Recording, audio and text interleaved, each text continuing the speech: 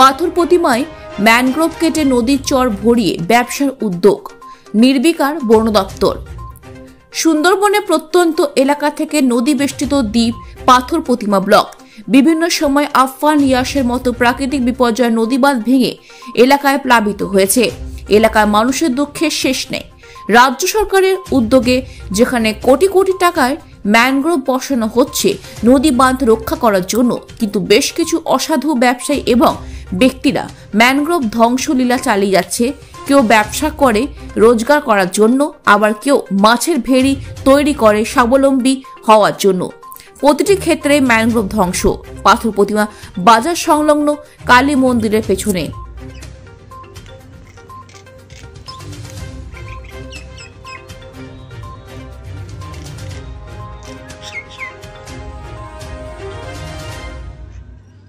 অভিযোগ উঠছে এই যে নদীর চরা, বকচরা নদীর চরে ম্যানগ্রোভ ধ্বংস করে একটা চর গড়ে উঠছে বা ভরাট করা হচ্ছে। আপনি কি বলবেন এই জায়গাটা সম্বন্ধে? এই জায়গাতে আমার মূলত বক্তব্য যে আমরা বর্তমান যে জায়গাতে দাঁড়িয়ে রয়েছি, এটা বাজার কমিটির মন্দির চাঁথাল মন্দির ডেভেলপমেন্টের কিছুটা ক্রিয়াদংশ যেটা ভরাট হয়ে আছে আজ থেকে 22-25 বছর, এরকম একটা আমার যতটুকু জানা। সেখানে মন্দির ডেভেলপে ইট ওঠে, ইট দেয়, তারা বাৎসরিক একটা সামান্য কিছু সামান্য পয়সা করি ওদের মন্দির ডেভেলপে দেয়।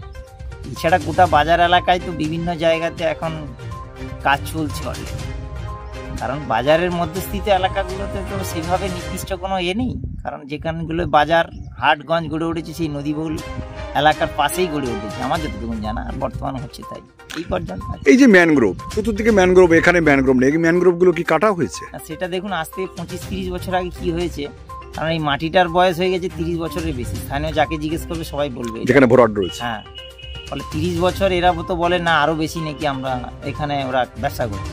ফলে 32 বছর আগে কি অবস্থান ছিল সেটা তো আমার ব্যক্তিগত জানা। এখন যেটা দেখা যাচ্ছে বেশ কিছু ম্যানগ্রোভ কাটা, আপনার আস্তে আস্তে একটু একটু করে জায়গা বাড়ছে।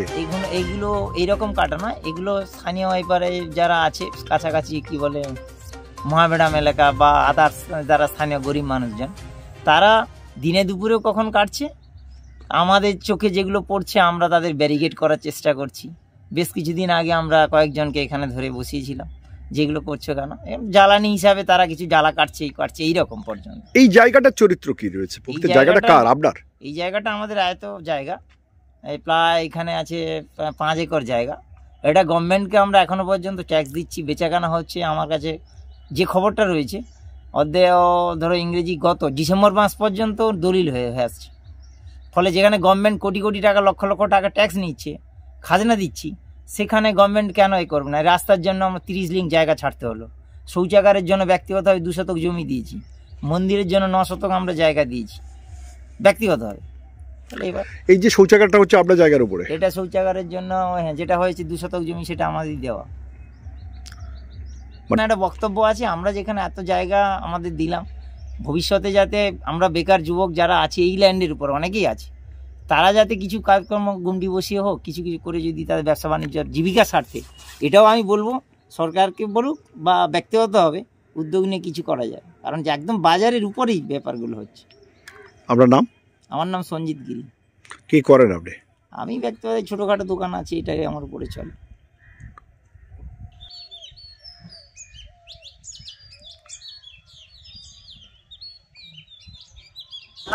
দাদা, ইতিমধ্যে দেখা যাচ্ছে যে সুন্দরবনের বিভিন্ন প্রান্তে বা পাথর প্রতিমার বিভিন্ন প্রান্তে যে ম্যানগ্রোভ রয়েছে, পাথর প্রতিমার বিভিন্ন জায়গায় ম্যানগ্রোভ কেটে ভরাট করা হচ্ছে। আপনি কি বলবেন? আপনি না, বিশ্ব উষ্ণায়ন রক্ষা করতে গেলে ম্যানগ্রোভ থেকে রাখতে হবে। এটা যদি কোথাও এরকম হয়ে থেকে থাকে তাহলে সেটা প্রশাসন নিশ্চয়ই দেখবে, তার নিশ্চয়ই ব্যবস্থা নেবে। ম্যানগ্রোভটা থাকার দরকার আছে। পরিবেশের ভারসাম্য বজায় রাখতে গেলে ম্যানগ্রোভটা খুবই প্রয়োজনীয়। এটা রাখতে হবে আমাদের। প্রশাসন যেমন দেখবে তেমনি জনগণকেও বিষয়টা দেখতে হবে। পাথর প্রতিমা কালী মন্দিরের পিছনে বিশাল জায়গায় ম্যানগ্রোভ কেটে ভরাট হয়ে যাচ্ছে চোখের সামনে একদম। আর আপনারাও তো আছেন দায়িত্বশীল মানুষ, প্রশাসন আছে দেখবে বিষয়টা। আপনার পরিচয়? আমার পরিচয়, আমি শিক্ষক, অভিষেক সাইকেল পাথর প্রতিমা অঞ্চলে পাথর প্রতিমা সার্কেলের শিক্ষক শিক্ষক। দলে কি দায়িত্ব আছে? বলে আমি শিক্ষক সংগঠনের দায়িত্ব আছি।